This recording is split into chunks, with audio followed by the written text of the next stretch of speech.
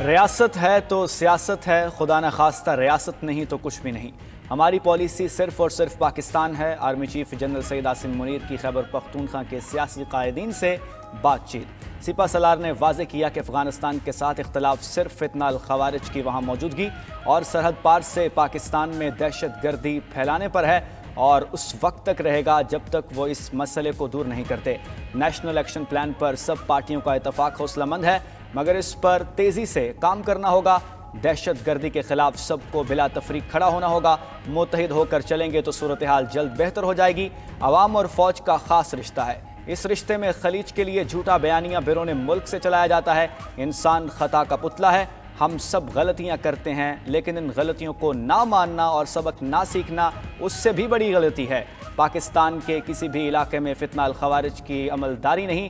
کے پی میں بڑے پیمانے پر کوئی آپریشن نہیں کیا جا رہا، صرف ٹارگیٹڈ کارروائی ہوئی ہے۔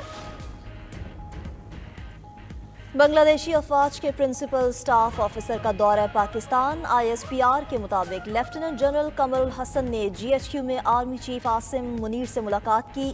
باہمی دلچسپی کے امور اور دفاع کے شعبے میں تعاون بڑھانے پر گفتگو۔ دونوں برادر ممالک کے درمیان پائیدار شراکت داری بڑھانے پر اتفاق۔ آرمی چیف نے خطے میں امن و استحکام کے فروغ کے لیے مشترکہ کوششوں کی اہمیت کا اعادہ کیا۔ کہا دونوں ممالک کو بیرونی اثرات کے خلاف اپنے اتحاد کو مستحکم رکھنا ہوگا۔ لیفٹیننٹ جنرل قمر الحسن کی chairman joint chief of staff committee general Sahir Shamshad Mirza سے بھی ملاقات۔ فریقین کا باہمی شراکت داری کو کسی بھی بیرونی رکاوٹ سے محفوظ رکھنے، علاقائی امن و سلامتی کے لیے تعاون جاری رکھنے پر اتفاق کیا۔ وزیراعظم اور army chief general Asim Munir کی مشترکہ کوششیں رنگ لانے لگیں۔ عالمی بینک کا پاکستان کے لیے 10 سالہ کنٹری پارٹنرشپ فریم ورک کے تحت $20 دینے کا اعلان۔ 24 میں سے 19 ڈائریکٹرز نے پاکستان کے حق میں ووٹ دیا۔ فریم ورک کے مطابق 3/4 حصہ انٹرنیشنل ڈیولپمنٹ ایسوسی ایشن کے ذریعے ملے گا، باقی رقم international bank for reconstruction and development کے تحت دی جائے گی۔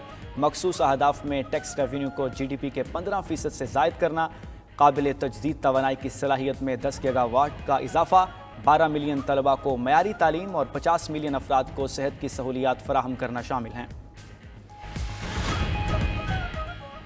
حکومت کی اہم کامیابی 14 آئی پی پیز کے ساتھ معاہدوں پر نظر ثانی۔ کابینہ نے بھی منظوری دے دی۔ قومی خزانے کو 802 ارب روپے کی بچت ہوگی۔ معاہدوں کی تکمیل تک صارفین کو 1.40 ارب روپے کا فائدہ پہنچے گا۔ کابینہ نے خصوصی صنعتی زونز کے لیے بجلی کی فراہمی کا نیا نظام منظور کر لیا۔ صنعتی زونز میں بجلی تقسیم کار کمپنیوں کے افسروں کی مداخلت ختم۔ کنیکشن، بل اور دیگر معاملات 1 پوائنٹ پر ہوں گے۔ وزیر اعظم شہباز شریف بجلی کی قیمتوں میں کمی کے لیے پر امید۔ کہا کیپیسٹی چارجز سے متعلق دیگر کمپنیز کے ساتھ بھی بات چل رہی ہے، اچھے نتائج آئیں گے۔ وفاقی کابینہ نے ایویشن ڈویژن کو وزارت دفاع میں ضم کرنے کی منظوری دے دی۔ نارکوٹکس ڈویژن کو وزارت داخلہ میں ضم کر دیا گیا۔ شہباز شریف کی زیر صدارت آئی ٹی امور سے متعلق اجلاس۔ وزیر اعظم کا 5 سال میں آئی ٹی برآمدات $25 ارب تک لے جانے کے لیے اقدامات پر اظہار اطمینان۔ 2 سال میں فری لانسرز کی تعداد 2 ملین تک لے جانے کا ہدف مقرر۔ بیرون ملک سے آنے والے کاروباری افراد کو 24 گھنٹے میں ویزا جاری کیا جائے گا۔ آپ نے اس ملک کو کچھ نہیں دیا سوائے مفلوج اداروں کے، سوائے کرپشن کے، سوائے بیکورڈنس کے۔ آپ عالم اس میں دنیا کے کمیٹی آف نیشنز میں آپ کی کیا حیثیت ہے؟ آپ کیا باتیں کر رہے ہیں؟ آپ اڑان کبھی پروگرام کرتے ہیں، کبھی کرتے ہیں، کون سا پروگرام کرتے ہیں؟ ہمیں نہیں سمجھ کہ آپ ملک کو کس طرف لے جا رہے ہیں۔ یہ کہتے ہیں کہ ملک میں ایف ڈی آئی نہیں آ رہی، تو جناب شبلی صاحب سن لیجئے، چین سے $3 ارب کی سرمایہ کاری پاکستان میں آ چکی ہے۔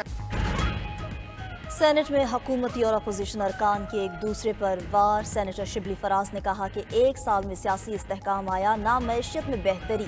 بتائیں ملک میں کتنی براہ راست سرمایہ کاری آئی؟ صرف غیر جمہوری فیصلوں کا ٹرینڈ سیٹ کیا گیا ہے۔ توشہ خانہ اور سائفر کیس میں منہ کی کھائی، انتقام میں اتنے اندھے ہو گئے کہ سیرت النبی صلی اللہ علیہ وآلہ وسلم پر بننے والی یونیورسٹی کو متنازع بنا دیا۔ وفاقی وزیر احسن اقبال نے جواب دیا کہ شبلی صاحب چین سے $3 ارب کی سرمایہ کاری آ چکی ہے۔ چوری اور ڈاکے چھپانے کے لیے اسلامی ٹچ نہیں چلے گا۔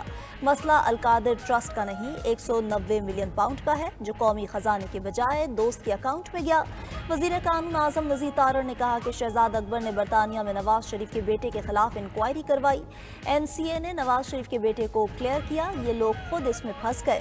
ان کا مطالبہ ہے کہ قیدیوں کو ایگزیکٹو آرڈر پر رہا کیا جائے، مگر دہشت گردی یا کرپشن پر قید افراد کو رہا نہیں کیا جا سکتا۔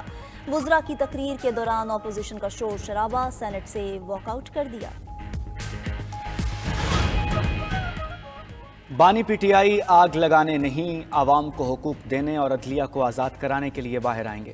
Chairman P T I barrister Gohar کی میڈیا سے گفتگو، کہا ملک اور جمہوریت کے لیے مذاکرات کامیاب ہونے چاہیے، عدالتی فیصلے کا مذاکرات کے ساتھ تعلق ہے نہ ہی ہونا چاہیے۔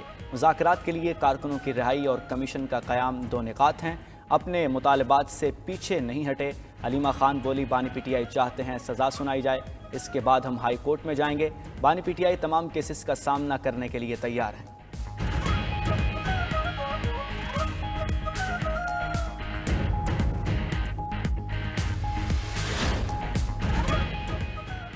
پی ٹی آئی چاہتی ہے مذاکرات سے کچھ نکلے تو اپنے سائیڈ شو بند کرے۔ وزیر دفاع خواجہ آصف کا مشورہ، بولے یہ لوگ جو کچھ ایوان میں کر رہے ہیں وہ ان کی مذاکرات کی نیت پر سوالیہ نشان ہے۔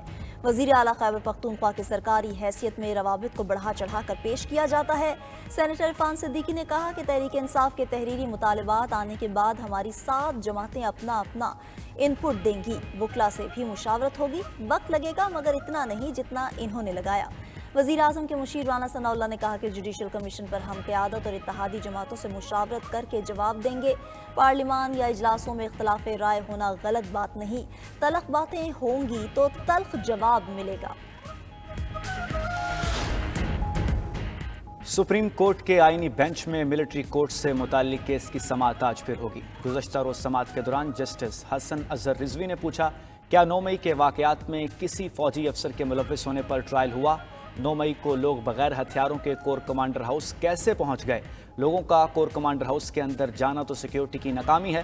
وزارت دفاع کے وکیل خواجہ حارث نے کہا، سازش کرنے والے یا ماسٹر مائنڈ کا ٹرائل بھی ملٹری کورٹ میں ہی ہوگا۔ جسٹس جمال مندوخیل نے کہا، آرمی ایکٹ کا دائرہ جتنا آپ وسیع کر رہے ہیں اس میں تو کوئی بھی آ سکتا ہے۔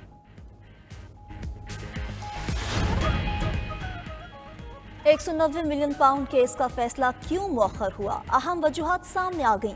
جج ناصر جاوید رانا نے تحریری حکم نامے میں بانی پی T I Bushra be be اور ان کے وکلا کا عدالت نہ پہنچنا فیصلہ مؤخر کرنے کی وجہ قرار دیا۔ لکھا کہ 8:30 سے 10:30 بجے تک انتظار کیا، ملزموں کی طرف سے کوئی پیش نہیں ہوا۔ اب 17 جنوری فیصلہ سنانے کی تاریخ مقرر کی جاتی ہے۔